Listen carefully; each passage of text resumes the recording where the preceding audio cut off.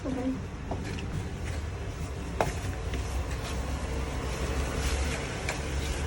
Take care. At 29 and I find myself wondering what did happen to the last 10. I ran away with my life, fast forward, never turn back again. It's kind of funny that the more we pass time, the more we need to set the rewind. And 19 was the year I had to leave you, but now I'm seeing all the signs.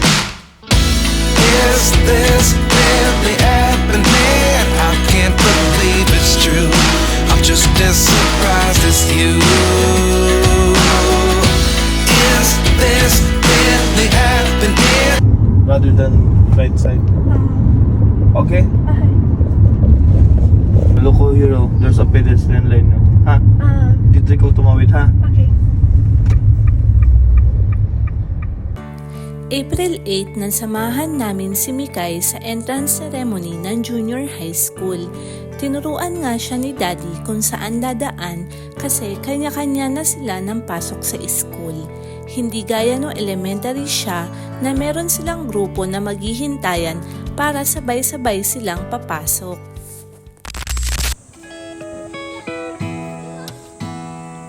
Sachi, bye-bye. Mikay. But I want to go with you.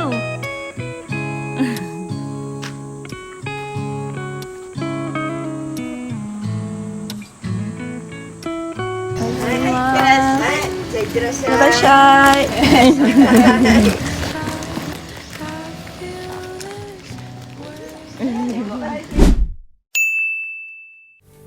Pagdating namin sa school, nagpicture sila Mikay at kaibigan niya sa kanban na nakalagay sa entrance. Sayang nga at hindi kami nakapagpa-picture na family kasi nagpark pa si Daddy ng sasakyan, kaya sa bahay na lang kami nagpicturan.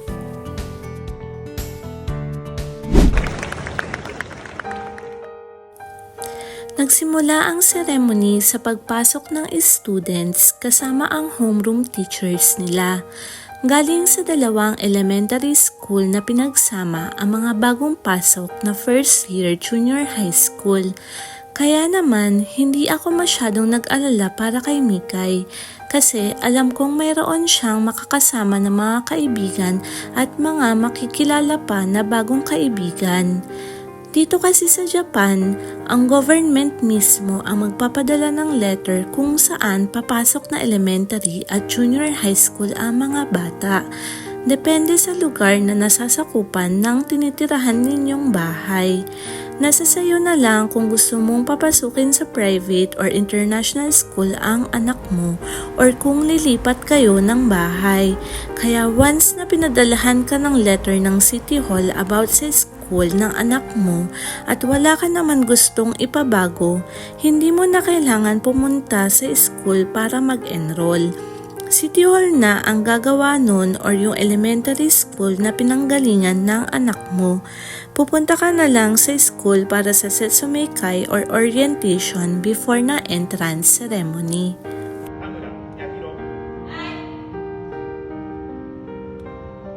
Master Ayane. Maruto Ilias.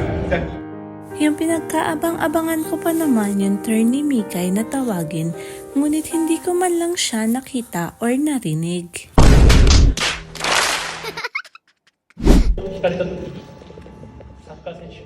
Pagkatapos tawagin isa-isa yung name ng students sa bawat section, nagbigay naman ng speech ang principal.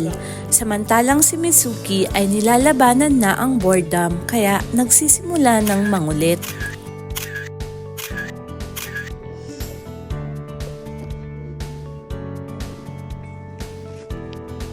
Bored na nga ang bata. Tapos sinabayan pa ng maalinsangang panahon. Kaya sa puntong ito, sinabihan na ang mga students na magtanggal ng jacket kung naiinitan at magsabi agad sa teacher kung biglang sumama ang pakiramdam. Meron kasing isang estudyante ang nahilo at biglang nahimatay. Sa kabila naman ng nangyari, Isa-isang ipinakilala ang mga teachers and faculty members bago matapos ang ceremony.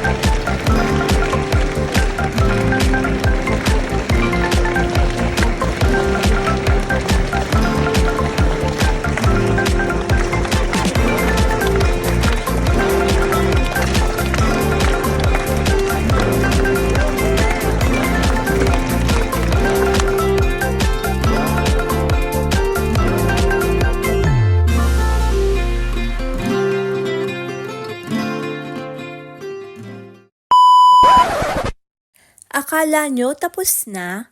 Wait, there's more! Pero bago yung kasunod, shoutout muna sa pamangkin ni Habi na si Sed at Sedi009. Ang kauna-unahan na gustong magpa-shoutout sa channel namin. Thank you, Sed! At kung umabot kayo rito, paki-like itong video at click subscribe na rin sa aming channel and hit the notification bell. Moving on, after lumabas ng students sa gymnasium, naiwan naman ang mga parents para sa appointment ng PTA officers. Ang nakakakabang part lalo na sa mga mommies.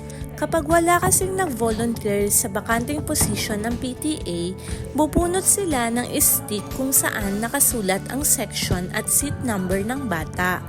Kahiyaan na nga tumanggi pag nabunot yung number ng anak mo dahil ginawa naman nila ito para maging fair sa lahat. Hindi ko lang sure kung same din ba ito nung elementary pa sila Mikay na exempted kapag may toddler ka na binabantayan at inaalagaan dahil fortunately, hindi kami nabunot ng araw na yun.